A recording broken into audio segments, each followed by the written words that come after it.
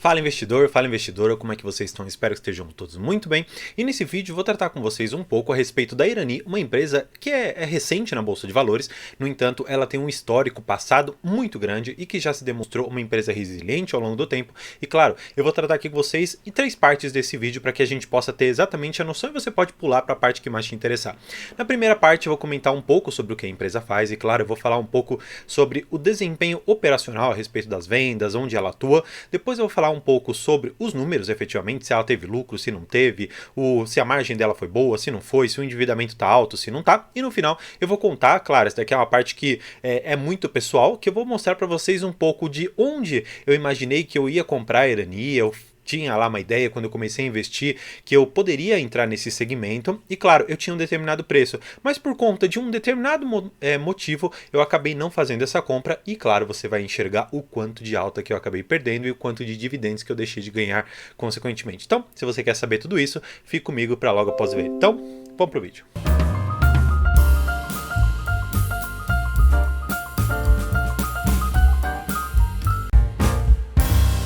Bem, como eu comecei dizendo, esse vídeo ele vai ser dividido em 3 partes basicamente. Essa primeira parte eu vou comentar um pouco sobre o que a empresa faz e como que ela operou nesse primeiro trimestre de 2023. Primeiro, para que você saiba de antemão, a Irani ela é uma empresa que está relacionada à segmentação do papel. O papel é exatamente na parte de embalagens. Por quê?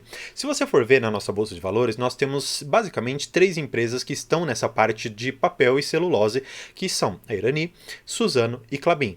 A Suzano e a Klabin, elas têm uma forma de mercado um pouco diferente, porque uma delas exporta muito mais e outra tem um mercado interno um pouco mais pujante, mas ainda assim elas fazem a extração ali da matéria-prima, elas em algum momento elas fazem a manufatura daquele produto e elas conseguem vender o produto final ou a matéria-prima a depender ali das circunstâncias. Agora a Irani, ela tem um pouco de diferença aqui em relação ao seu operacional. Por quê?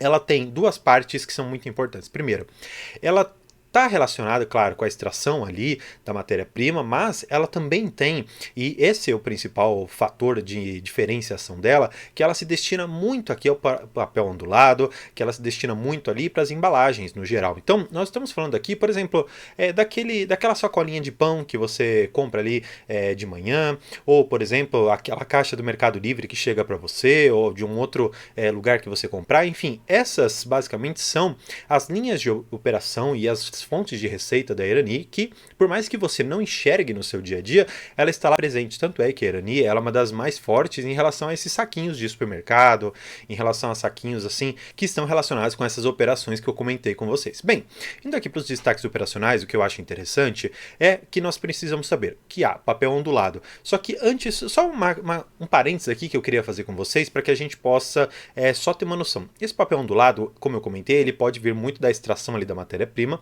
mas também existe a forma do papel ondulado por meio da reciclagem, que eles chamam aqui de aparas. As aparas basicamente é o seguinte, você descartou ali, por exemplo, aquele papelão, e aí a Irani ela vai lá por meio dos catadores, ela recolhe tudo isso e ela paga um preço por isso, consequentemente acaba em algum momento sendo um pouco até mais caro, e ela faz a reciclagem. Só que o que acontece? Esse papel, e olha só que curioso, ouvindo ali um podcast com o gestor, eu descobri que o papel das aparas você não pode utilizar para alimentos no geral. Você pode, claro, utilizá-los para alguns fins bem específicos, mas nada relacionado a alimentos. O papel relacionado a alimentos, ele tem que ser, vamos dizer, o papel virgem, aquele que nunca teve uma utilização antes pelo homem. Então, você retira ali a matéria-prima, você produz ali a embalagem e aí essa sim pode ser direcionada para a parte de alimentos. Claro, depois que você entende isso, parece um pouco lógico, mas na minha cabeça eu imaginava que o papel reciclado, por passar por um processo químico ali, até de limpeza mesmo,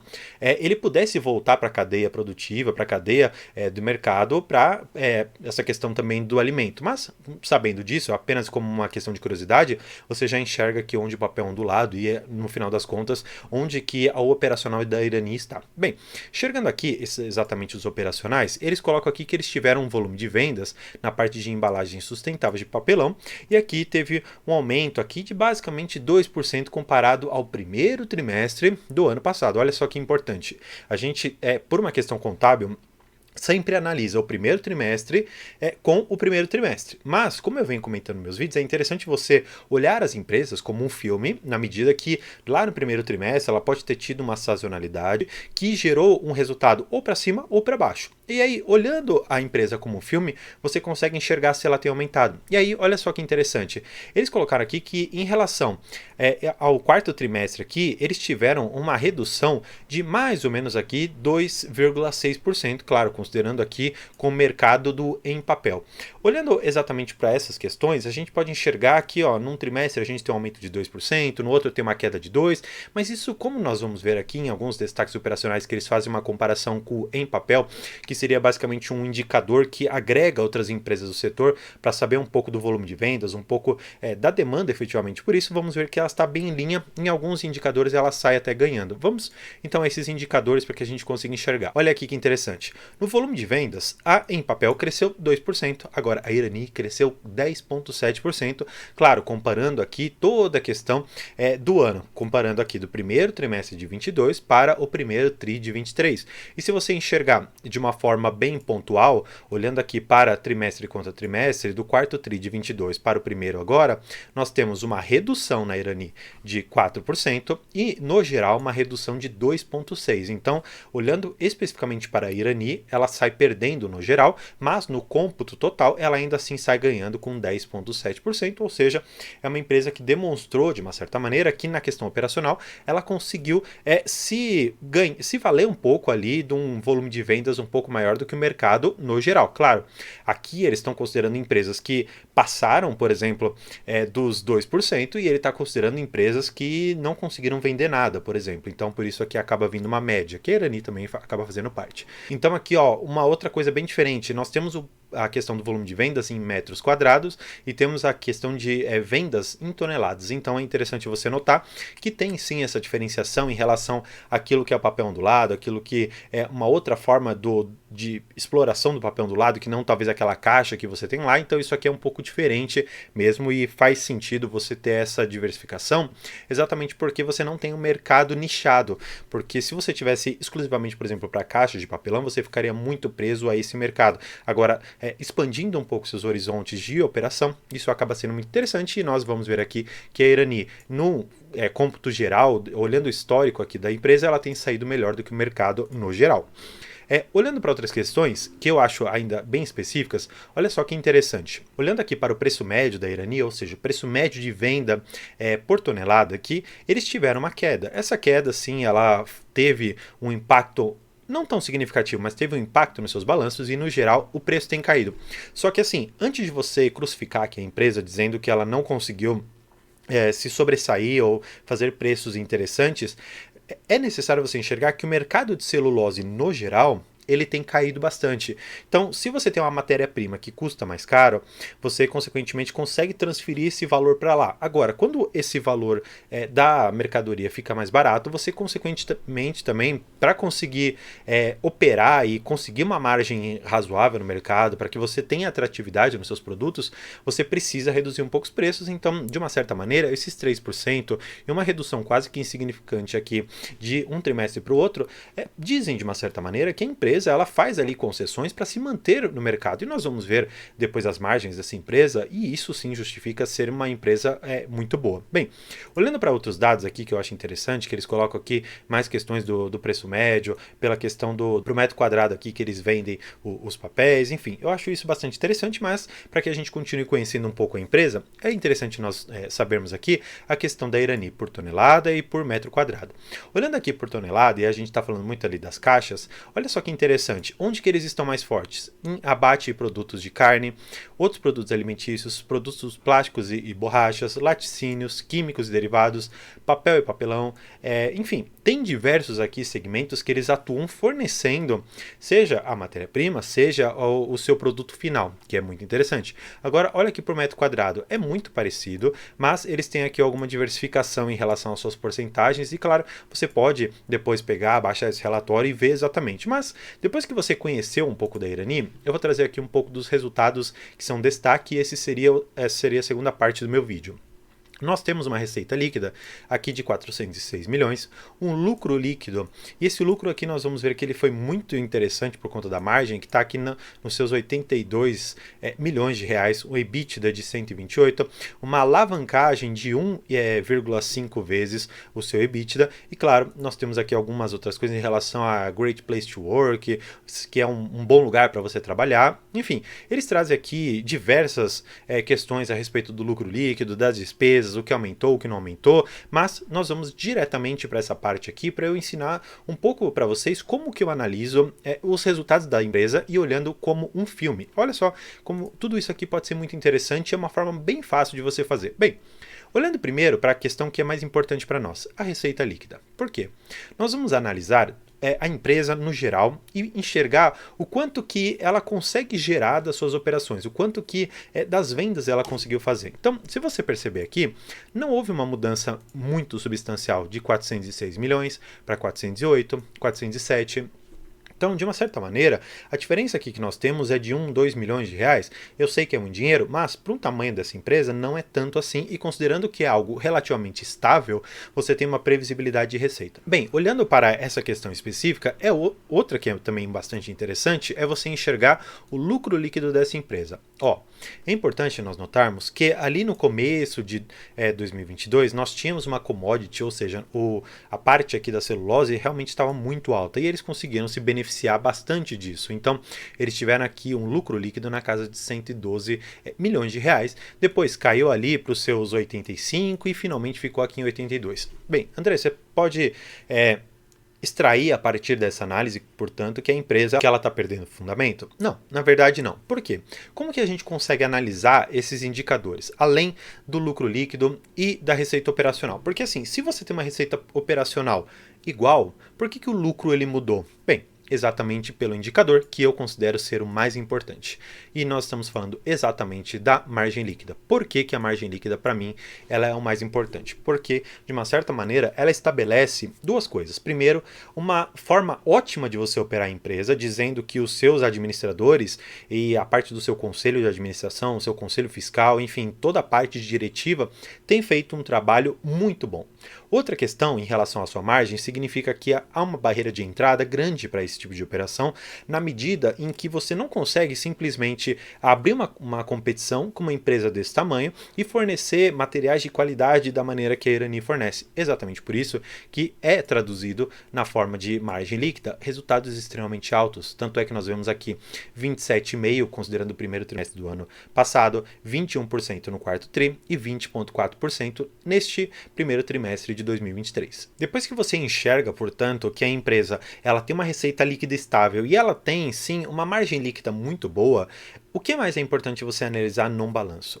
É interessante você analisar num balanço o seguinte, a dívida líquida sobre EBITDA. Como eu comentei, o EBITDA sozinho não é um indicador que eu gosto. Agora, olhando a dívida líquida sobre o EBITDA, ou seja, você enxergando o quanto que a empresa tem de dívidas para pagar, e essas dívidas normalmente relacionadas ali a juros que ela tem que pagar, ou para os seus investidores através de debentures, ou para um banco através de empréstimo, ou talvez por meio de um outro tipo de financiamento que é possível para empresas, nós temos algo que é bastante interessante, mas que mostra que a empresa tem sim feito bastante investimentos. Por quê?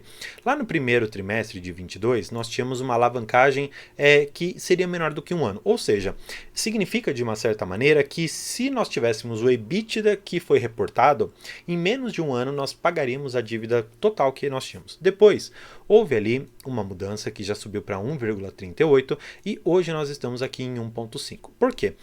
Nesse ponto eu vou trazer vocês aqui porque isso não está explícito aqui nos resultados, mas é muito importante que você saiba o resultado e a perspectiva da empresa em relação a crescimento. Por quê?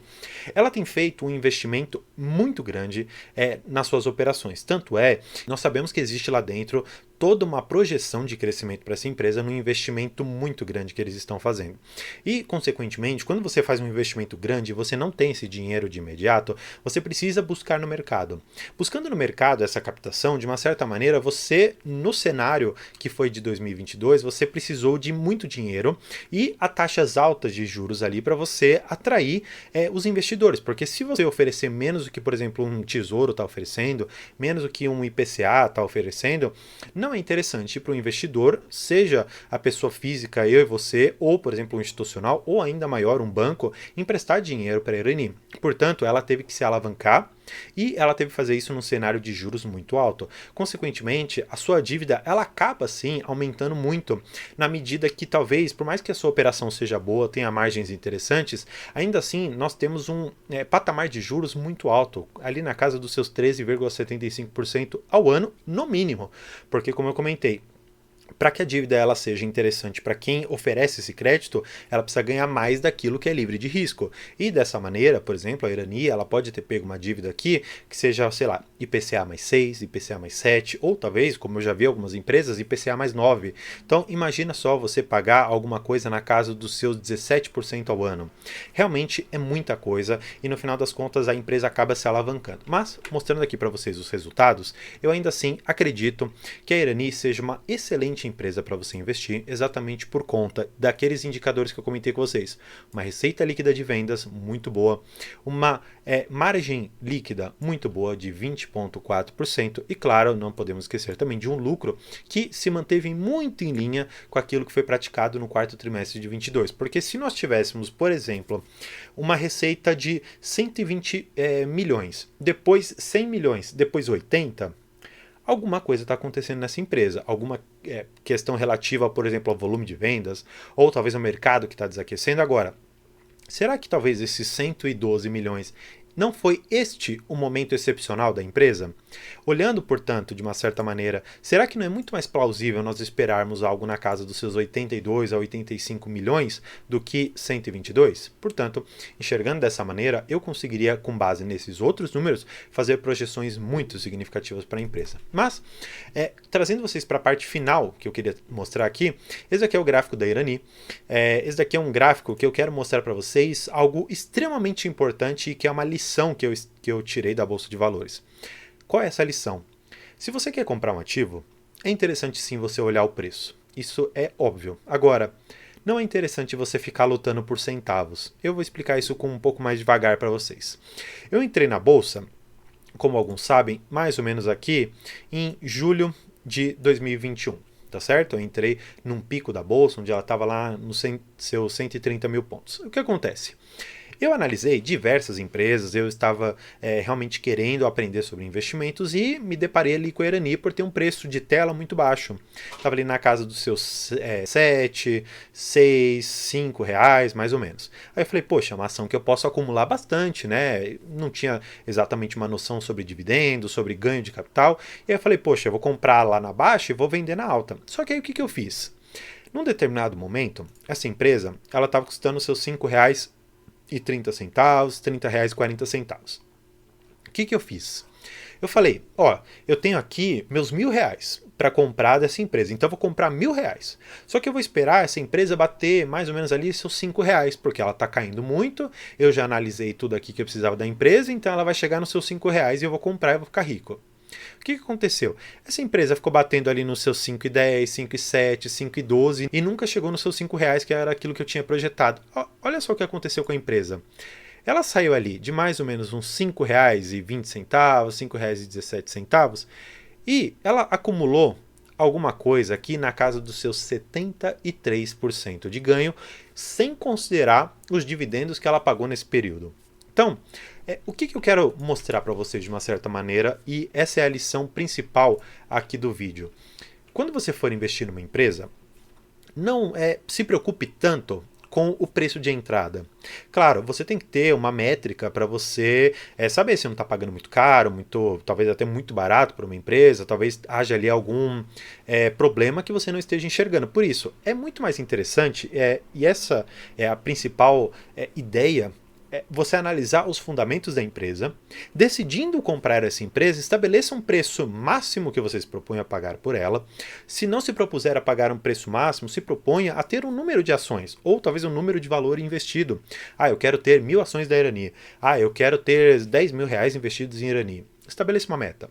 Depois que você estabelecer essa meta, aí sim você realmente vai se preocupar com talvez o preço de saída dessa empresa. Porque eu, por exemplo, eu poderia ter investido na Irani ali nos seus 5, 6 reais e ter saído mais ou menos ali nos seus 8 ou 9 reais, como ela já bateu, e ter conquistado um valor muito grande em relação àquilo que eu apliquei. Por mais que você possa pensar, ah, tá bom, André, se você tivesse aplicado R$ 1.000, você ia ter ganhado 700. Mudou sua vida? Olha, talvez não tenha mudado a minha vida de uma forma substancial.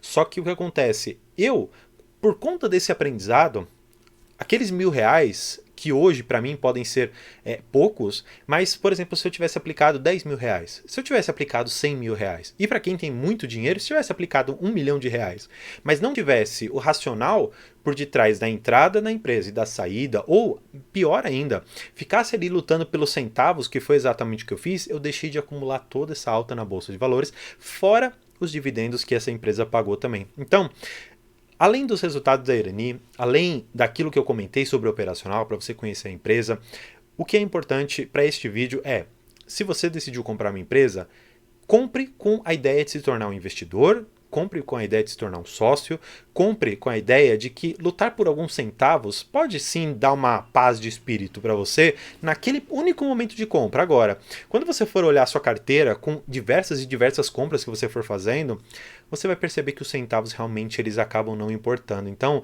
se tiver com uma diferença de 2, 3 centavos do preço que você se propõe a comprar, pô, entra na empresa. Claro, não estou dizendo que essa história da Irani ela vai se repetir com você, porque imagina, por exemplo, a pessoa, eu vou trazer vocês aqui para o gráfico de novo, que comprou, por exemplo, falando, preço para mim não importa, eu vou comprar então ali nos seus 8,27. Tá bom, pode ser uma boa empresa, pode ser um bom preço de entrada, mas imagina que você comprou e ela caiu depois ali seus 40%, que foi mais ou menos aqui o que aconteceu nesse período que a bolsa basicamente derreteu também.